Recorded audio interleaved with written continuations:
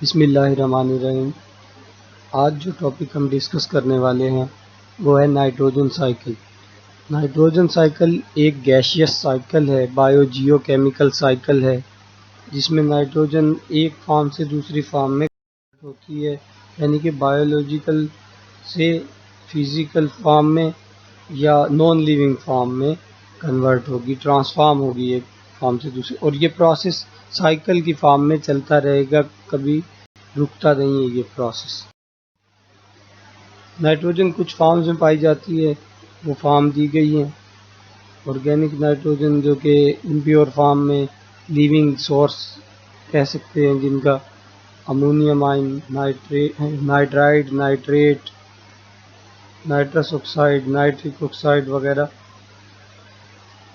इसके अलावा pure form में इनऑर्गेनिक नाइट्रोजन N2 फॉर्म में पाई जाती है, लिथोस्फीयर, हाइड्रोस्फीयर और एटमॉस्फेयर में नाइट्रोजन गैस के तौर पर। कुछ स्टेप्स हैं नाइट्रोजन साइकिल के, जैसे कि nitrogen fixation, nitrogen simulation, ammonification, denitrification और सेडिमेंटेशन। ये सारे स्टेप डिटेल में डिस्कस करेंगे। नाइट्रोजन फिक्सेशन एक ऐसा प्रोसेस है जिसमें फ्री नाइट्रोजन को कन्वर्ट किया जाता है बायोलॉजिकली एक्सेप्टेबल फॉर्म में या किसी दूसरे नाइट्रोजनस कंपाउंड में। बायोलॉजिकल एक्सेप्टेबल फॉर्म कहते हैं कि लिविंग ऑर्गेनिज्म, स्पेशली प्लांट्स वगैरह इसको यूज़ कर सकते हो। कुछ वेज हैं नाइट्रोजन को कन्वर्ट करने के लिए, यानी फिक्स करने के लिए। सबसे पहला मेथड है इसका biological nitrogen fixation.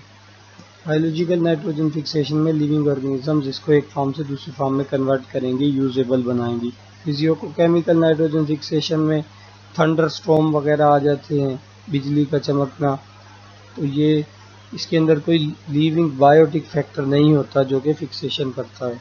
Industrial nitrogen fixation में बहुत सारे ऐसे हाई टेम्परेचर पे चलने वाले इंजन या इंडस्ट्रीज के कुछ इक्विपमेंट्स जो कि नाइट्रोजन को अनस्टेबल बना देते हैं और कन्वर्ट कर देते हैं दूसरे कंपाउंड में। इसके अलावा स्पेशली ये प्रोसेस खुद भी किया जाता है फर्टिलाइज़र्स बनाने के लिए, हैबर प्रोसेस में अमोनिया बनाने के लिए। इन सारी बातों को डिटेल में डिस्कस करते हैं। बायोलॉजिकल नाइट्रोजन फिक्सेशन में कुछ एग्जांपल्स दी गई हैं, जैसे कि सिम्बायोटिक बैक्टीरिया जो कि राइजोबियम उसकी एग्जांपल है, सिम्बायोटिक ब्लू ग्रीन एल्गी, सियानोबैक्टीरिया यानी कि इसकी एग्जांपल मोस्टोकैनाबिना है। फ्री लिविंग बैक्टीरिया जो कि नाइट्रोजन फिक्स कर सकते हैं, एजोटोबैक्टर, क्लोस्ट्रीडियम डेरेक्सिया और रोडोस्पाइरिलियम इसकी एग्जांपल। फिजियोकेमिकल या नॉन बायोलॉजिकल नाइट्रोजन फिक्सेशन में लिविंग ऑर्गेनिज्म का रोल नहीं होता, जैसे कि पहले भी डिस्कस किया, और इसके अंदर लाइटनिंग या इलेक्ट्रिकल चार्जेस का रोल होगा जो कि क्लाउड में प्रोड्यूस होते हैं, थंडरस्टॉर्म वगैरह। तो इसमें नाइट्रोजन कन्वर्ट होती है, ऑक्सीजन के साथ रिएक्ट करती है, हवा में मौजूद है नाइट्रोजन भी और ऑक्सीजन भी। जब हाई एनर्जी आएगी, इलेक्ट्रिक शॉक आएगा या लाइटनिंग आएगी, तो उससे ये नाइट्रोजन का बॉन्ड N2 का बॉन्ड जो है वो ब्रेक हो जाएगा, वरना ये बहुत स्टेबल है, ये किसी से रिएक्ट नहीं करेगा N2 की फॉर्म में। तो इस वजह से ये कन्वर्ट हो जाएगा NO की फॉर्म में। और मज़ीद आगे अगर कन्वर्ट हो सकता है मतलब ये सारे तमाम तरह के रिएक्शन हो सकते हैं इसी लाइटनिंग की वजह से, इलेक्ट्रिकल चार्जेस की वजह से।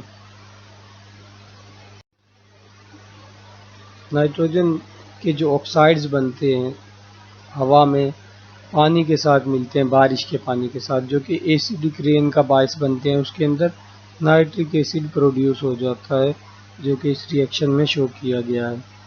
और नाइट्रिक एसिड अगर कैल्शियम कार्बोनेट के साथ रिएक्ट करता है तो कैल्शियम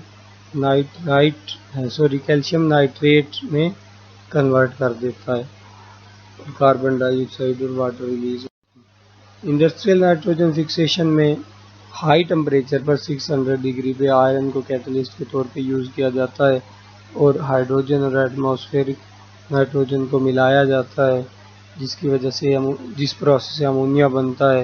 ये सारा प्रोसेस यूज़ किया जाता है स्पेशली प्रोड्यूस करने के लिए अमोनिया को, अमोनिया क्योंकि रिएक्टेंट के तौर पे यूज़ होता है यूरिया फार्मेशन में, यूरिया फर्टिलाइज़र बनाने के लिए। नाइट्रोजन एसिमिलेशन एक ऐसा प्रोसेस है जिसमें इनऑर्गेनिक नाइट्रोजन को या नाइट्रोजन की किसी फॉर्म को प्लांट्स यूज़ करते हैं और कन्वर्ट करते हैं कम्प्लेक्स नाइट्रोजनस ऑर्गेनिक कंपाउंड्स में, जैसे कि अमाइनो एसिड्स वगैरह। इसके अलावा केमिकल स्ट्रक्चर्स की बात करें तो नाइट्रोजन तकरीबन तमाम ऑर्गेनिक कंपाउंड्स में शामिल हैं किसी न किसी फॉर्म में साथ, जैसे कि अमाइनो एसिड्स में, डीएनए यानी न्यूक्लिक एसिड्स में, एंजाइम्स में, क्लोरोफिल में। तो इनका रोल बहुत ज़्यादा है नाइट्रोजन का भी।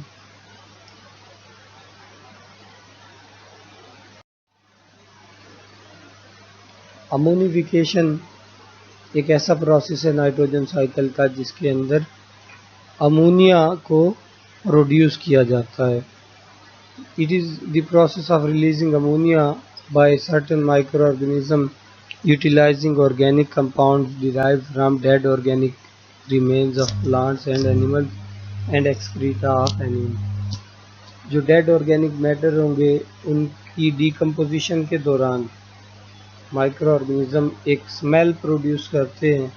उस स्मेल में अमोनिया भी शामिल होता है। इसके अलावा भी बहुत सारे कंपाउंड्स होंगे जो सल्फर से रिलेटेड हो सकते हैं। तो इसके अंदर कार्बन डाइऑक्साइड भी हो सकती है ऑर्गेनिक कंपाउंड से रिलीज होने वाली कार्बन डाइऑक्साइड भी हो सकती है। इसकी कुछ एग्जांपल्स हैं जो कि अमोनिया को प्रोड्यूस करते हैं।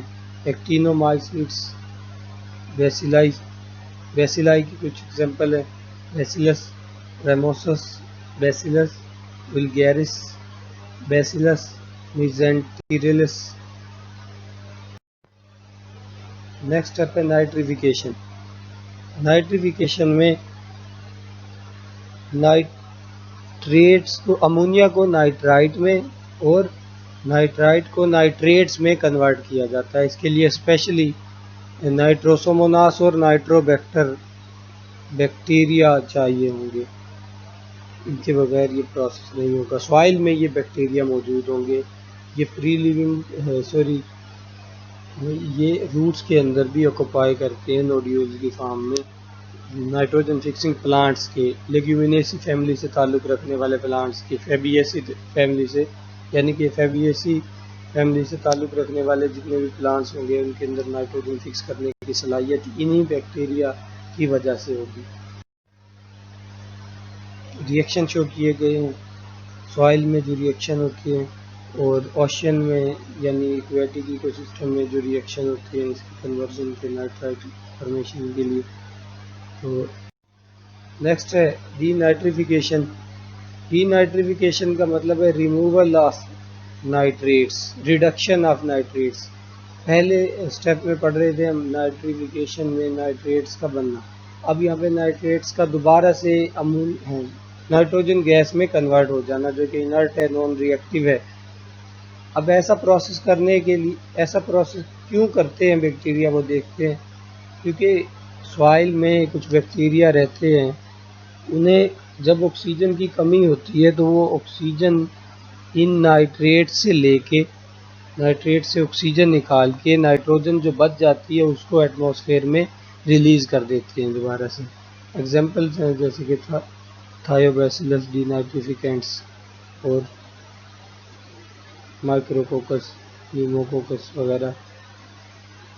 रिएक्शन बिल्कुल रिवर्स है तकरीबन पहले से। इसमें नाइट्रेट से फिर नाइट्राइट बन रहा है, नाइट्राइट से आगे चल के नाइट्रोजन गैस बिला फिर बन रही है। सेडिमेंटेशन एक लास्ट प्रोसेस है जो कि अक्सर बुक्स में डिस्कस नहीं किया जाता। सेडिमेंटेशन में नाइट्रेट्स लीच डाउन हो जाते हैं, मतलब जैसे ही ज़मीन के अंदर, मट्टी के अंदर पानी ज़मीन की तरफ जाता है गहराई में, तो उसके साथ साथ नाइट्रेट्स वगैरह भी या नाइट्रोजन के कंपाउंड भी ज़मीन में चले जाते हैं। वाटर की डाउनवर्ड मूवमेंट को ही toward the water table movement को पर्कुलेशन कहा जाता है। लीचिंग के स्पेशल लफ्ज़ यूज़ किया जाता है नाइट्रोजन या दूसरे न्यूट्रिएंट्स की डाउनवर्ड मूवमेंट के लिए। और ये जितना भी मटेरियल है ज़मीन की तह में चला जाएगा तो इसको यूज़ करना फिर मुश्किल होगा, जल्दी से ये साइकिल में शामिल नहीं होगा और सेडिमेंट्स की फॉर्म में, तह की फॉर्म में बन जाएगा। प्रोसेस को उसकी समरी दिखाई गई है डायग्राम की सूरत में। फॉसिल फ्यूल जलाने की वजह से सल्फ़र और नाइट्रोजन के कंपाउंड तो रिलीज़ होते ही हैं, तो वो एटमॉस्फेयर में आ जाएंगे। इसी तरह से जो गैसेस हैं डीनाइट्रीफाइंग बैक्टीरिया रिलीज़ करते हैं, वो भी नाइट्रोजन की फॉर्म में गैसेस में आ जाएंगी। और एटमॉस्फेयर में एक नाइट्रोजन का पता है कि 78% नाइट्रोजन मौजूद है, एक बहुत बड़ा रिजर्वायर है एटमॉस्फेयर इसके लिए।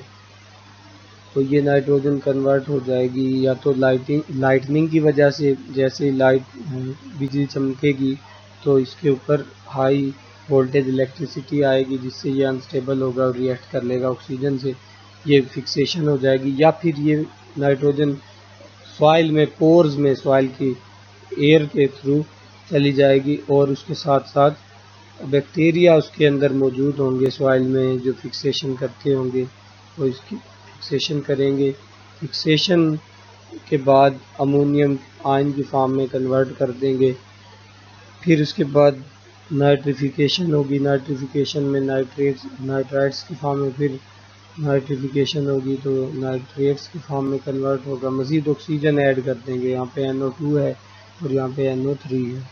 इसके अलावा अब इसके लॉसेस की बात करें, प्लांट के पास जाने से पहले या तो इसकी डीनाइट्रिफिकेशन होगी या इसकी लीचिंग हो जाएगी, पानी के साथ बह जाएंगे नाइट्रेट्स, या तो ज़मीन की गहराई में जा सकते हैं या पानी के साथ बह के भी वाश हो सकते हैं।